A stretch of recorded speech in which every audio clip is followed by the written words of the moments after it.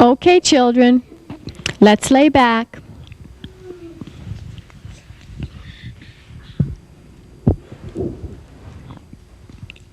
And now, allow your eyes to close as you imagine that you are outdoors in a very quiet, peaceful, safe place. This may be a place that you've been to that was quiet and safe and calm. Or it may be an imaginary place. See and feel yourself there. See the colors, hear the sounds, feel the wind, notice the sky. Sense what's around you, what you can touch. And notice how calm and quiet and peaceful you are in this safe, special place. Stay there and enjoy your special place for a few seconds. Well, what in the world is going on? Do parents realize the incredible mind manipulation that is taking place in the public schools? Do they realize that their children are being exposed to New Age techniques that lead to the altered states of consciousness? And if they recognize it, do they object? Or do they think that today's education professionals have it all under control and they know exactly what they're doing? One thing is for sure. In the research that we did for this video, and the research that my wife Patty did for our special report, we know for a fact that we are witnessing a whole new generation of children out there. When we talk to the kids today, we realize that they are now raised in the video age. Instead of playing kick the can and hide and seek and football and baseball, they spend time in front of their VCR. They have a television set with hundreds of channels instead of just the one or two that when we had as kids. And now they have easy access to MTV and their heavy metal rock bands preaching that message to them. They have their computers that they tap into to play incredible computer games that we could have never imagined. The ones that cost us just a few years ago for a quarter to play every few seconds, they're now virtually addicted to these computers in their homes. They watch the cartoons from morning until evening, and the 7-hour statistics that we had of children watching TV apparently are very, very accurate. And all we see in all of these things are heavy doses of occultism. By the time the kids enter the public schools, they already have an education without realizing it. They have been fully indoctrinated into the ideas of Hinduism and Buddhism and the occult and the New Age. There's the cartoons, the MTV, and if we talk about the most popular cartoon in the world today, we should talk about The Simpsons. When the kids turn on the Simpsons cartoon, far from getting just some friendly little cartoon, they are getting messages that, as we shall see as we go on in this special report, that are providing them with both a hatred of Christianity and the underlying techniques of the New Age movement. Now, we want to talk a little bit about the public schools before we get rolling, but before we start, the first thing we should talk about is the National Education Association. We may think that this is just a group of people dedicated to raising our children in the best way that they can, but the NEA is much more than that. The National Education Association, by its own admission, is a socialist organization. It is anti-God, anti-country, anti-life. It strongly supports abortion on demand. It is pro-globalist and pro-New Age. The National Education is declaredly trying to provide the way and lead the way towards a new world order and a new age of peace and prosperity. In fact, by their own admission, here's what the NEA says. It is with sobering awareness that we set about to change the course of American education by embracing the ideals of global community, the equality and interdependence of all peoples and nations, and education as a tool to bring about world peace. But that's not all. Far from wanting to change the social structure of the country and the way that the children view the world in the area of politics, the NEA also has spirituality well within their targets. For instance, Dr. Chester Pierce, in an address given to 2,000 teachers in Denver, said this: "Every child in America who enters school at the age of 5 is mentally ill, because he comes to school with allegiance towards our elected officials, toward our founding fathers, toward our institutions, toward this form of government we have. Patriotism, nationalism, sovereignty. All of this proves that the children are sick, because the truly well individual is one who has rejected all of those things and is what I would call the true international child of the future. If you don't think it's real, we have to see the children's textbooks and all of the other programs and the paraphernalia that comes along with the public school system. If we take a careful look at what our children are learning today, it's values clarification, which simply teaches that there are absolutely no absolutes. And the contradiction of this statement is obviously clear. There's sensitivity training, situational ethics, that our morals and our ethics should change depending on the situation, death education, suicide education. We wonder why so many kids are committing suicide. Let's not forget that the ideas they're hearing in the rock bands and the heavy metal music are being enforced by programs they're taking in the public schools. There's sex education, globalism. The National Education Association is absolutely committed to moving this world towards a new world order. And to do so, they want to change the way our children view the world. And there's the all-important concept that's in the public schools now of tolerance and understanding, that we have to accept all views as equal, that we can't have the bigoted ideas of Christianity that we have seen in the past, that they perceive them this way, that instead we have to have an agreement that says simply, all roads lead to Rome. Literally everything that is going on in the public schools is serving to undermine the Christian worldview. Our children are being lobotomized by behavioral psychologists, and the parents don't know because they believe these educational professionals have the best interests of their children in mind. They have no idea that the National Education Association has its own agenda. We have now a case of emotional and spiritual child molestation. Here's what Tex Myers had to say about it in his book, Ravaged by the New Age. In Buffalo, New York, an elementary school teacher led her students through a silva mind control visualization exercise so they could actually see and talk with the long-dead spirits of George Washington, Abraham Lincoln, and other famous men from the dead. In Round Rock, Texas, fourth graders of a world culture class were told by their teacher to put their backs against the wall, stretch forth their arms and their hands, and chant, "All hail the power of the mighty globe." We'll compare that kind of thing coming into the public schools with the teacher or the young boy, two instances where they brought a Bible into the public school system. There was national uproar as religion entered the public schools. But as we can see, there is a division here between the acceptable New Age religion and Christianity, which has been thrown out the front door of the classrooms. We are in a war. There is another gospel in the land, and it is making war on the Christian heritage of this nation right in our public school classrooms. Listen to this statement by John Dumphy, written in the Humanist magazine. I am convinced that the battle for humankind's future must be waged and won in the public school classroom by teachers who correctly perceive their role as proselytizers of a new faith. These teachers must embody the same selfless dedication as the most rabid fundamentalist preachers, for they will be ministers of another sort, utilizing a classroom instead of a pulpit to convey humanist values in whatever subject they teach. The classroom must and will become an arena of conflict between the old and the new, the rotting corpse of Christianity together with all its adjacent evils and miseries, and the new faith of humanism, resplendent in its promise of a world in which the never-realized Christian ideal of love thy neighbor will finally be achieved. Proverbs 22:6 tells us to train up a child in the way that he should go, and when he's old he will not depart from it.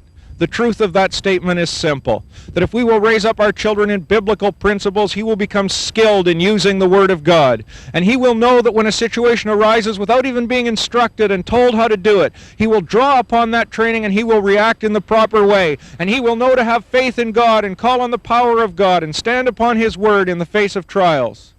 But these children are being trained up in another way. And when they face problems in this life and in this world, they are not going to have that biblical foundation and faith in God to draw on. Instead, they are going to turn to mystical powers and magical spells and incantations that they have learned in all of their games. We have a non-biblical worldview which is coming in, occultism and the casting of spells, and this is what they are going to use in the days ahead when they are in need of spiritual help.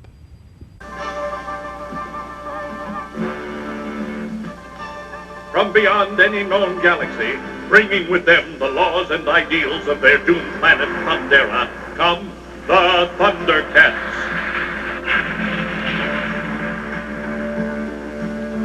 Jaga, the wise. Tigra, the invisible. Chitara, the quick. Wily Cat, and wily kissed a cunning junior duo. Handroll the deadly,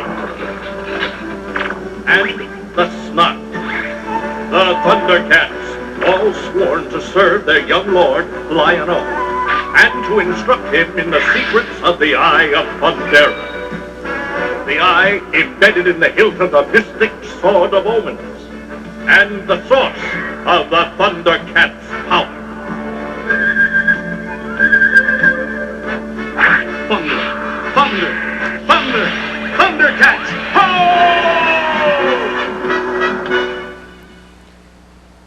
Well, even a casual look at some of today's cartoons makes it clear. The message that our children are getting when they get up early Saturday morning for the cartoons or before school on the weekdays is one of pure, unadulterated occultism. Goodbye to the days of Yogi Bear and Huckleberry Hound. Today we now see the world of He-Man and She-Ra, the masters of the universe, and as we have seen here, the Thundercats. You will notice that our kids, without even realizing it, are becoming experts on the New Age. They're becoming experts on Hinduism and on the powers of the occult, and they didn't even know they were gaining such an education. As we'll see, and as you just saw in this Thundercats cartoon, we have the message of the third eye. We went into a toy store and bought one of the swords, and the kids play with these swords, and they hold it exactly like we saw in the cartoon, and begin to think about the power of opening this third eye. The third eye is simply the same old ideas that have been around in the occult for many years. It is the idea that somehow we can look beyond our natural eye. Somehow we can have sense, this sixth sense, that can see beyond what the normal mind can see and can bring us into the realm of psychic power and ESP and telekinesis. And the kids are only too imaginative and eager to try these things out. The whole dream in the occult is to open this third eye through meditation and relaxation therapies, and the kids are getting a crash course right here on the Thundercats cartoon. And as we'll see, unfortunately, this is anything but rare. Without a doubt, some of today's hottest cartoon heroes are the Teenage Mutant Ninja Turtles. In one of their videos entitled The Incredible Shrinking Turtles, we learn some of the story of how the turtles have this amazing power that they have. In this instance, we see that an alien fell from space, and as he was lying dying, the turtles ran up to him, and he told them just before he died that there was this magical crystal that had been broken into 3 pieces, and that if it was put together, it would become the Eye of Zarnoth, one of the incredible pictures of occult power. We have the same idea of the third eye that we saw in the Thundercats. And of course, the Teenage Mutant Ninja Turtles are able to put this eye back together. And here's what the alien told them about the one who would be able to put this eye together. When the 3 pieces are joined, the possessor will have power undreamed of in your world. And what we see happen with this eye before the turtles get a hold of it, and it is put back together by someone who is a perennial loser, and of course he doesn't realize the power that he has tapped into. And he is listening to one of his self-improvement tapes that we hear so much of today, but now he has the power within his grasp. And he listens to the tape which says, yes, you too can achieve your dream of a better life through the power of positive wishing. Well, we certainly know that we're talking about the power of positive thinking we hear so much about today. And it continues and says, do you yearn to own a luxury limousine? It can be yours if you simply put your mind to it. This perennial loser who had tried all of these success techniques finally tapped into the power of the third eye. He finally tapped into the powers of the occult and the power of altered states of consciousness and the powers of this extra portion of his brain, the sixth sense. And now all his dreams came true right before his eyes. So this idea of a third eye and the power of positive wishing that we saw in the Thundercats is not alone there. One of today's most popular cartoons, the Teenage Mutant Ninja Turtles, preaches exactly the same gospel. Perhaps the most blatant example of all of this idea of the third eye and the power of the sword and the power of mysticism is to be found in the cartoon He-Man. At the beginning of the cartoon, we have this narration.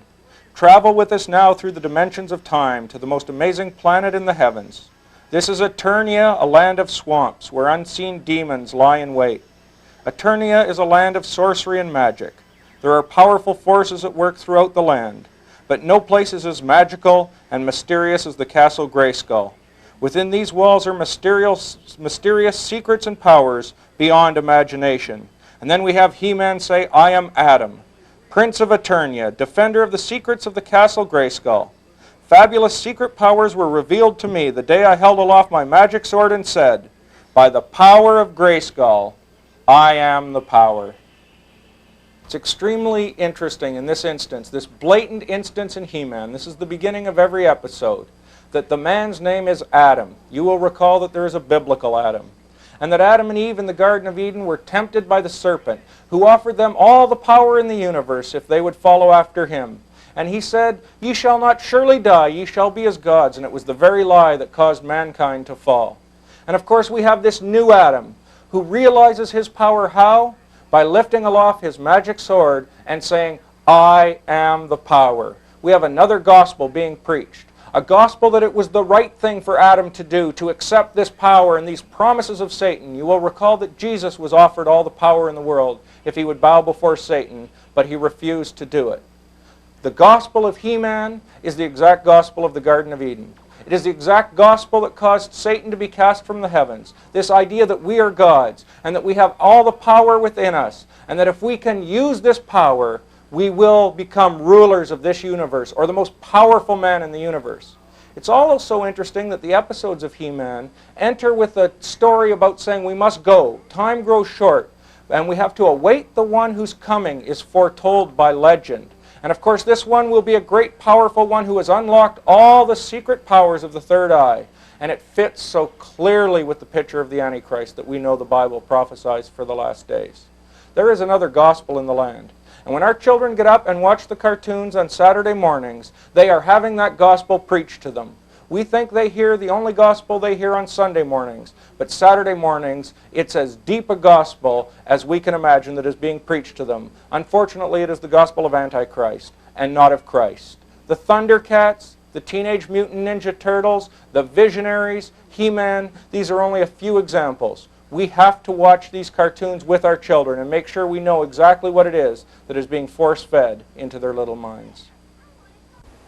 A main feature in the occult world is the use of visualization, and in this process the person using visualization would create in their mind or play over and over again in their mind a power or some skill they would like to possess. For example, in the athletic world, athletes will often play over and over again in their mind the perfect volleyball serve, and at some point they claim that they actually do pass over from imagination into reality, and they can perform that perfect volleyball serve that they've been playing over and over again in their mind. And the same happens in the occult world, and this is the danger when children are playing role-playing games like Dungeons and Dragons. They play over and over again in their mind, having the possession of some power and being able to cast spells. And the same thing happens once again. They do pass over from imagination into reality. They are no longer creating the scenes in their mind anymore. The scenes and the spells and powers are actually taking place. There's been a great debate over the dangers of the fantasy role-playing games for a number of years now.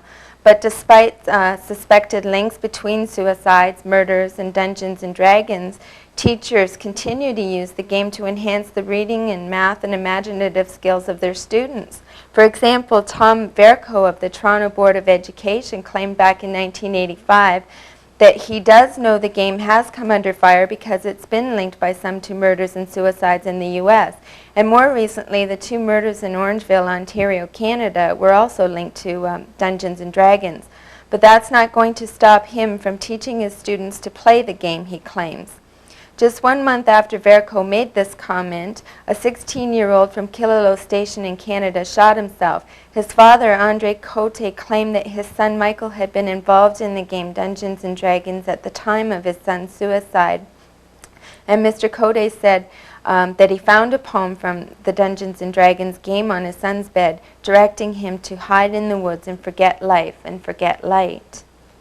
Well, is Dungeons and Dragons really a problem, or is this just some old news that we've been talking about for years that has no real effect on the current world and just a game played by so few people that its effects are really unnoticeable in the real world? According to Dr. Thomas Radicki of the National Coalition on Television Violence, he says, "There is no doubt in my mind that the game Dungeons and Dragons is causing young men to kill themselves and others." Likewise, Dr. Arnold Goldstein, a PhD and the director of the Center for Research on Aggression at the University of Syracuse, says the following: I think it's a bad idea to play a violent role-playing game such as Dungeons & Dragons. I must assume that the teachings of destructive behavior will have harmful effects. There was an interview conducted with an ex-D&D player in which he was asked about the concepts of good and evil in the game's Dungeons & Dragons. He said, "There's good in the game, but very little. And anyone who has played it will tell you that evil will triumph over good in this game." Indeed, evidence now indicates that fantasy role-playing games have been a significant factor in at least 125 deaths. In one case in Great Britain, which interestingly was not reported by the American media, a 27-year-old man machine-gunned to death 16 people before killing himself. The action was part of a fantasy role-playing game which was being played by mail. The killer, the player, had been instructed to kill in order to earn certain powers. Dungeons & Dragons is a real serious problem. But as we'll see in the upcoming few moments, the problems with role-playing games have moved far beyond Dungeons & Dragons. Because in Japan, I've heard that they're really into the role-playing games where you don't just bash people and kill them. You go around and you gotta use your head and stuff. But here it's sort of half and half. 3, eh? 3 for that? Oh, yeah. That's the last one.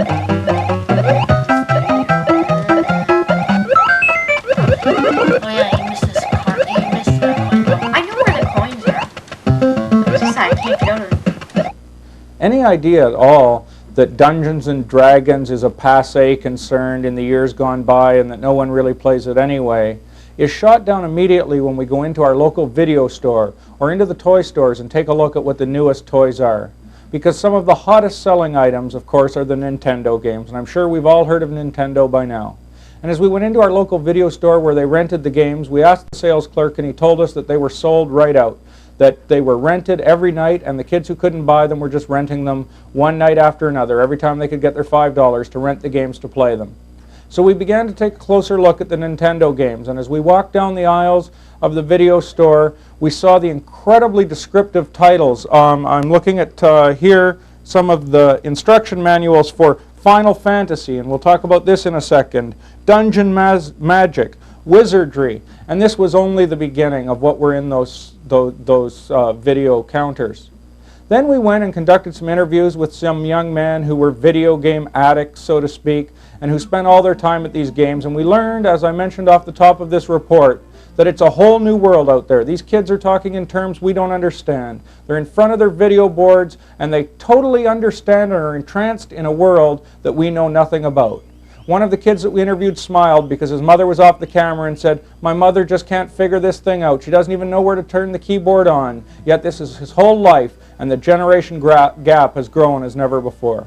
But to move beyond that and talk about these games, we began, as these children were playing the games and they were describing them to us, we began to look through the instruction manuals. And I have here one for Wizardry, and I don't know if you can see it from here. Maybe we can get another shot of it off camera. You know, the Bible tells us that in the last days that the whole world will worship the dragon. And here we see right on the cover is the dragon. These kids are becoming acclimated to this very kind of thing. And I began to look through the instruction manual, and I see here how to cast magical spells and mage spells and cleric spells. And you go to the pages that it's listed on, in this instance page 41, and they have complete descriptions of how to cast spells and how to contact powerful spirits and how to use these spirits and these powers to overcome, obviously, evil or good, because there's both white and black magic in these books. We picked up another one to see if that was just coincidence, and it's Dungeon Magic here. And we look through again and we see in here Casting Magic Spells, page 22,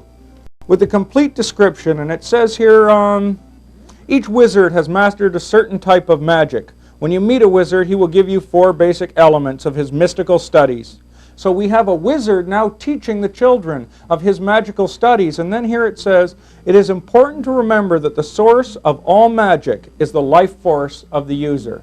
This is the teaching of the occult. This is exactly what we were introduced into in Star Wars and E.T., that there is some magical power, some life force that runs throughout the universe, and it is this power that we can tap into for either good or evil. Of course, in Star Wars, Luke Skywalker would tap into it for good, and Darth Vader would tap into the same power for evil. So there was no God judging the hearts of mankind. There was no moral code to live up to. We just had this power that we could use at our discretion. And here is this teaching right now in these video games. So it is not just some social misfit who is off playing Dungeons and Dragons in the corner somewhere. Now it's the very Nintendo games. I look at another one here just to show you that this is not just an isolated example. I'm looking now at the instruction guide to one of the Nintendo games, Final Fantasy. And I look in here, page 72, white magic. Page 76, black magic. And once again, it's how you can get in touch with your wizard and learn all the levels of magic. You see, it's not just a simple one little thing. There are 8 different levels of magic, both white and black, that the kids can tap into here. I think we've made the point of the incredible occultism that is contained in all these games. But the important point, and if I can leave you from this report with one bit of understanding, it is that all of these things reinforce each other. We go from the cartoons, to the videos, to the rock and roll music, and now to these video games. And then we go to the educational classroom, and we see that these kids are getting a worldview, one after another, that is building on top of this. We have children who spend, they say the statistics, I've said it before, 7 hours a day watching television. They spend another 2 or 3 hours in front of these video games. By the time they go to bed at night, they have had another gospel preached to them through these cartoons. And hopefully this report is helping to show you that that gospel is a consistent gospel. This just isn't a modge podge of different things that we're picking out, the little bits that we oppose and leaving the rest untouched. From morning until night, it is the gospel that you are God. You have the power within you, and there is this life force that we can tap into for good or evil. And this generation is being set up for a deception, the worshiping of the dragon. And you look at the fronts of these video games, and one after another, it's a dragon pictured or a serpent. And the kids are eating it up and being groomed for the day that lies ahead when the Antichrist is revealed to this world. And now, allow your eyes to close as you imagine that you are outdoors in a very quiet, peaceful, safe place. This may be a place that you've been to that was quiet and safe and calm. Or it may be an imaginary place. See and feel yourself there. See the colors, hear the sounds, feel the wind, notice the sky. Sense what's around you, what you can touch. And notice how calm and quiet and peaceful you are in this safe, special place. Stay there and enjoy your special place for a few seconds. In the public schools today, there's no question that the children are under a tremendous amount of stress. Whether it's coming from broken homes, broken families, broken dreams, alcohol abuse, drug abuse, these kids are under pressures that we could never have imagined. And this pressure, the pressure even to succeed, has grown so intense that now the public schools are beginning to introduce relaxation techniques like you just saw to help these kids cope with this stress. In this instance, what you saw prior to a preparation for a test or for the ability to sit down and learn is the attempt to relax these children so that their minds can be focused on their school activities. It seems like such a noble effort. As a matter of fact, the stress in the world today is so high that the #1 claim on workman's compensation now is stress, and it's trickling right down to the children. The unfortunate problem with these stress situations, these anti-stress techniques that we've seen here, is that the children are put into an altered state of consciousness. What you have seen here is not just some medical technique. What you have seen here is textbook Hinduism. This is yoga. You will have the children doing breathing exercises and relaxing body parts and muscle groups one at a time in an attempt to get their mind empty and to free their mind so that they can be led by another power, so that they begin to hear voices and so that they enter an altered state of consciousness. This is anything but scientific. This is religion in the public schools. And no matter how noble the cause, it's something that's extremely dangerous. Now close your eyes and just relax while I lead you in a guided fantasy. Imagine now that you're standing in a beautiful valley. Ahead of you is a mountain with a rocky stairway winding up and around the mountain. You begin to climb this rocky stairway. You have magic powers, so climbing is easy. When at last you reach the top, you notice a door. Now open the door. Enter. Now you find yourself in a room where the sun is brightly shining. Look into the rays of the sun. As you do, you notice the face of a very wise person. Once these children reach this altered state of consciousness, this deep level of relaxation, one of the things they are guided through and told to find is a safe place, a peaceful place where they can be completely at rest. And this imaginary place can be a field or a meadow or beside a river or a stream or on a mountaintop. It doesn't matter. But the children are instructed to get into this peaceful place and imagine themselves totally in control of the situation and totally at peace with nothing to fear. Once the children are at this state, a number of different things can happen. The first is they can be led into a technique called creative visualization. And Johanna Michelson, in her book Like Lambs to the Slaughter, defines creative visualization this way. She says, creative visualization is the technique of using your imagination to create what you want in your life. In creative visualization, you can use your imagination to create a clear image of something you wish to manifest. Then you continue to focus on the idea or picture regularly until you actually achieve what you have been visualizing. Creative visualization is magic in the truest and highest meaning of the word. What we have here is the technique of mind over matter. This is clearly and purely a religious teaching. This is the idea that we can create reality with our minds, and this is the basis of mind science and of the New Age, for example, that whatever we can create in our mind, whatever the mind can believe, it can achieve. This is the core of shamanism. This is the core of sorcery, and this is the hope that is being offered to the world today. The idea that if we can just create something in our minds, we can bring forth its reality.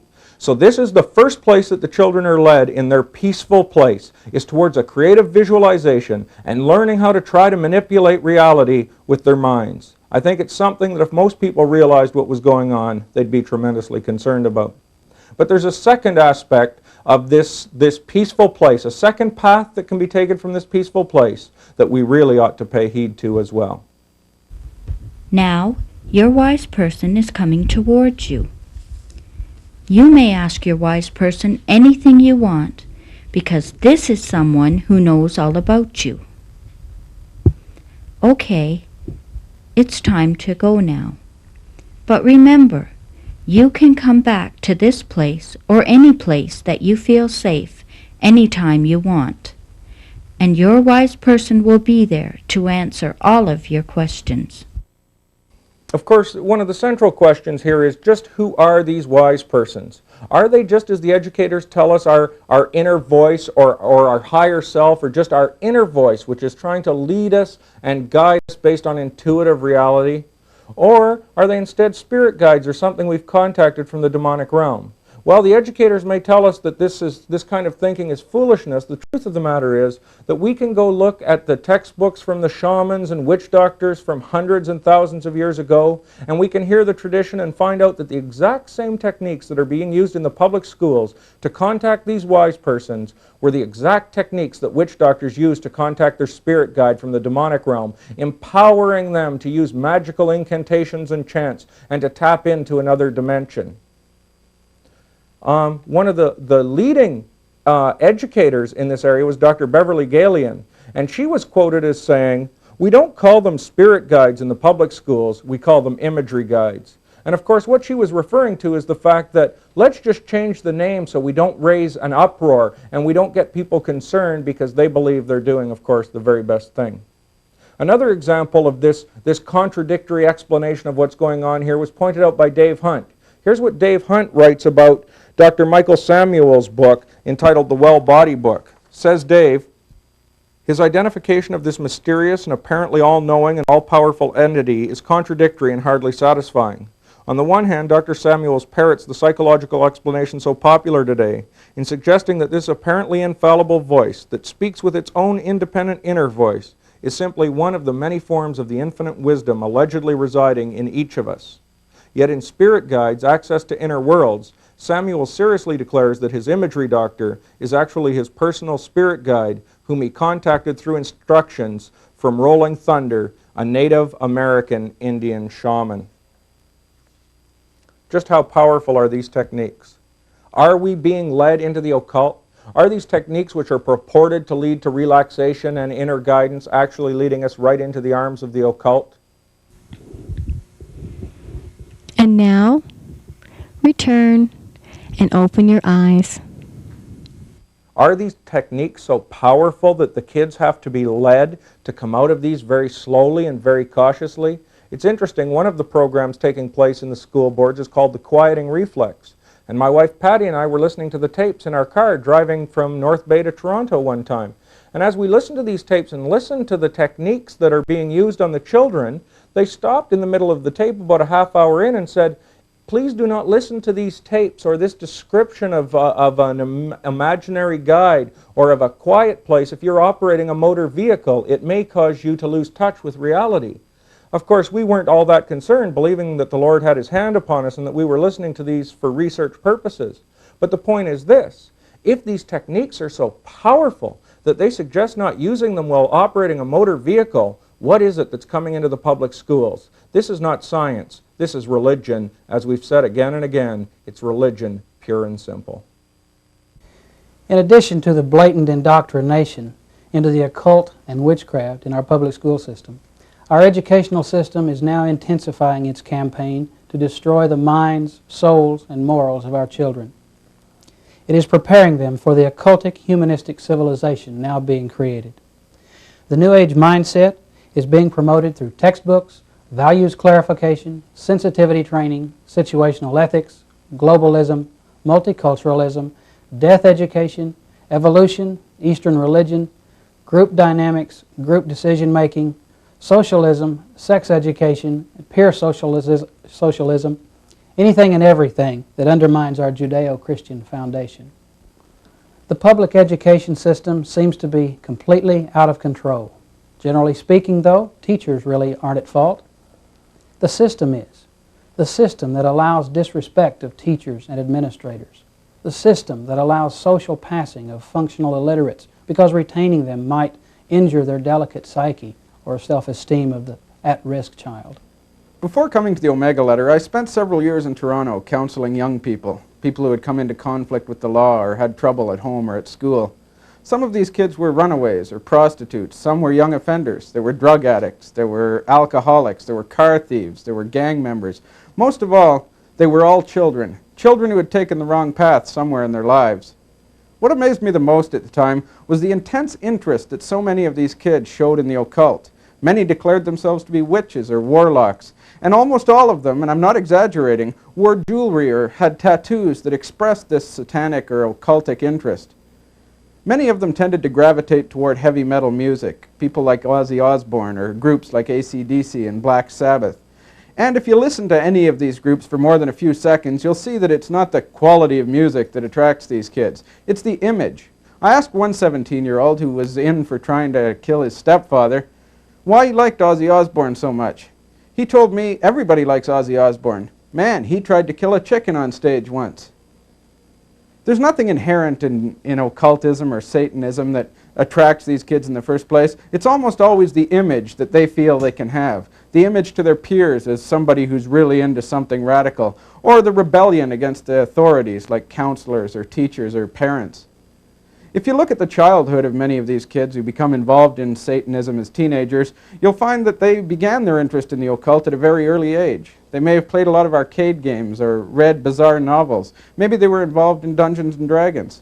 But whether it's playing Nintendo or watching He-Man on TV, the theme that they're receiving is the same. They're bombarded with evil thoughts and occultic ideas right from a very early age.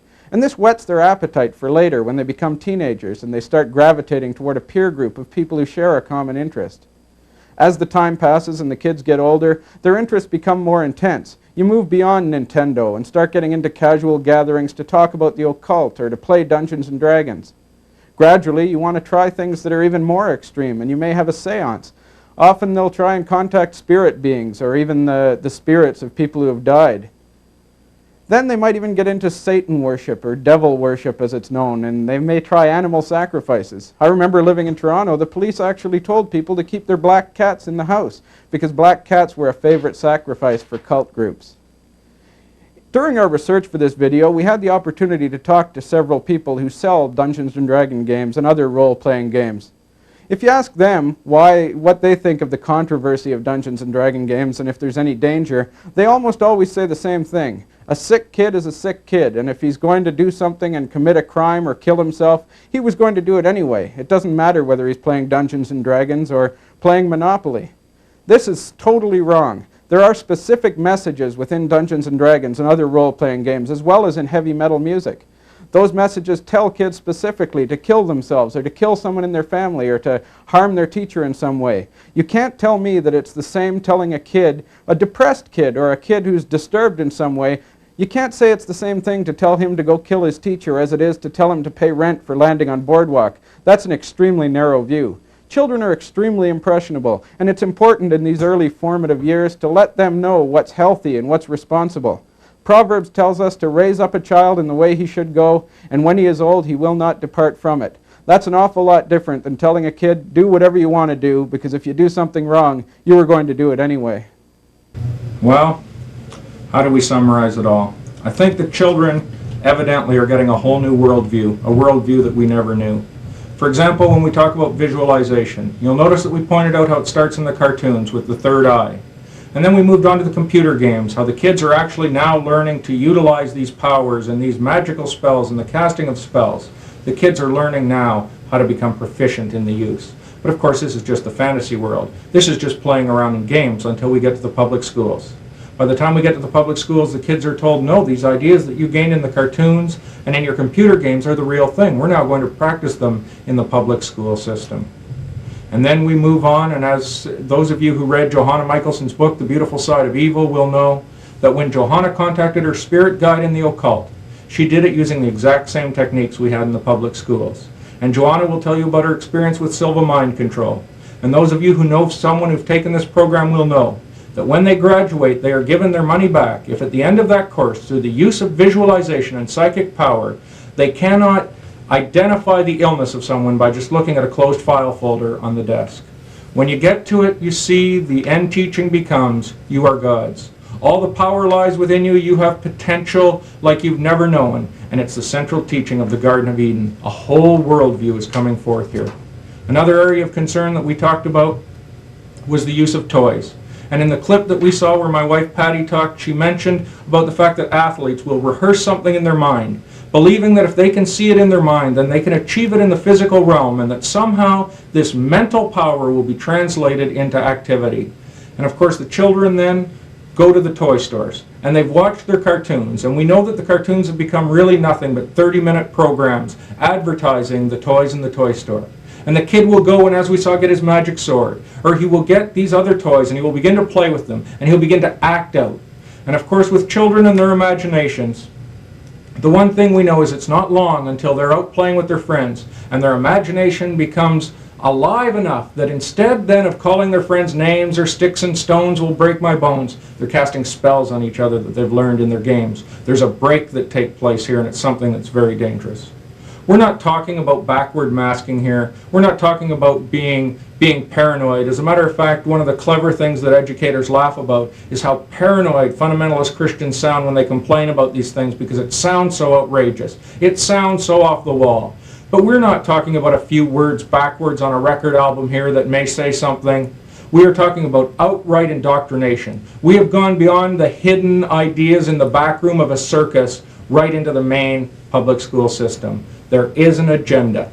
There are ideas that are coming forth, that are being brought purposely forth into the ideas of our children. Let me just summarize that for a second. I want to read you a quote by Grant Tinker from NBC Television. He was in charge of programming there. And he said, speaking of drug use in the children, that subtly they can begin to change people's thinking. He says this: if we can start changing attitudes in this country, we can start changing behavior. Likewise, Jay Winston, who's an insider on media programming, said this: "We have now come to a place of being nothing short of the application of Madison Avenue expertise to affect the population through mass media." Bonnie Reese, a lawyer, is so convinced that we can change the minds of the children through subtle means in television that she has left her practice now and is trying to weave environmental themes throughout children's programming. And Ted Turner, in our final example of showing just how powerful this shaping is, he produced a series recently, I think it was a 7-hour miniseries, or it may even have been longer, called A Portrait of the Soviet Union. And when he was asked by someone, hey, this does not seem to reflect reality at all, here's what Ted Turner said: "When you paint a portrait, you can paint whatever you want. I didn't say it was a true picture." A clear example of this kind of media shaping took place in We Are the World. The idea of raising famine relief for Africa, which was very noble, but there were other ideas planted in there as well. And one of the key organizers of that sting is now traveling the world trying to get our children to become more environmentally conscious. So when our children are listening to their Walkmans and you see them with their earphones on, they're not just listening to rock and roll or the Beatles. It's not the same as when we were younger, just another phase. They're now listening to religious and political indoctrination. For example, MTV produced a series called Our Common Future about saving the environment. Not only were world leaders brought together, but so were the top rock bands. And Melissa Manchester, singing in that special, sang, "I feel sorry for God." She said, "I feel sorry for God that he's burdened with these fundamentalist Christians who can't understand the time we're in." She said, "I feel sorry for God with these televangelists. I feel sorry for God of where Christianity has gone to, not respecting and loving the environment and recognizing we're part of it." John Denver did the same thing. The architects of the New World Order realized that we need a new religion based on the unity of the cosmos if we're going to bring the whole world together. They also recognize that the older generation are not going to accept it. The older generation have made up their minds and have their ideas, and they are now targeting the younger generation. We're producing another video right now on the technology for the cashless society and the mark of the beast. What's interesting as we're shooting these videos over top of each other a little bit is the fact that in the cashless society, the electronic world, the problem is getting the older generation to utilize the technology. The older person still wants to go to the teller and deal face on face with Mrs. Smith at the bank, whereas the younger generation have never seen a teller. They are in and dealing with their automated teller machines all the time. It's that generation gap that we're watching disappear here, and the same thing is true with our children. They're hearing another gospel. I don't want to overstate the case, but America is no longer a Christian country. As a matter of fact, if you look through it through the eyes of the children, they live in an occult culture. And that's a dramatic statement, but I believe it's entirely accurate. If we are going to battle this occult culture, the Lord has only given us certain weapons of warfare. And I believe those weapons of warfare are spiritual and not carnal. Let's take a look at a quote from 2 Corinthians chapter 10. "For though we walk in the flesh, we do not war after the flesh. For the weapons of our warfare are not carnal, but mighty through God to the pulling down of strongholds, casting down imaginations, and every high thing that exalteth itself against the knowledge of God, and bringing into captivity every thought to the obedience of Christ." Ephesians chapter 6 tells us that we wrestle not against flesh and blood. The battle is for the souls of the youngsters of this land, and for the not-so-youngsters too. Our battle is in the spirit, it is not in the flesh. It is not primarily through the legislatures or through the courtrooms. This is a spiritual battle.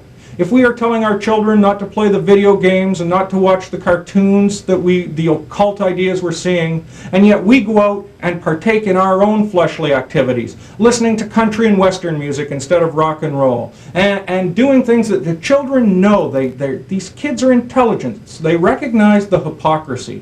And so we have to live in front of our children, not just tell them what to do, but show them. We are living epistles, known and read of all men. You know, in the banks, they will tell a teller when they're looking for a counterfeit to look for the real thing, and learn the real thing, and then they'll recognize the counterfeit. On Sunday evenings, I believe our children should be with us in church. We shouldn't leave them at home to watch the cartoons and America's Funniest Home Videos. They should be with us. And I certainly hope you attend a church that has believes in prayer around the altar and seeking God and waiting for God to move in our hearts and lives. And our children should be right there, right in the midst of things, that they're getting to know the move of God. And they're not at home getting to know the move of man and the move of the flesh and the move of carnality. We've got to know the move of the Spirit of God. And when kids recognize that, then when they see the things of the world, because they are going to see them as they go out onto the streets, they will be able to discern and know the difference between the two. We have to get the children right in the middle of the fire. I don't think there's any age that's too young. The minute a child is born, he should be in every church service that's possible, sitting under the teaching of God's Word. We should have family altars in our home. We all know that these things are true. We all know that there is this other gospel in the land. Now the Lord has called us as children of the light to act upon which we know, to whom much is given, much is expected, to step out and stand out for God and take a firm stand. And if we do so in sincerity and in integrity before God, our children will see that and they will follow along with us. God bless you.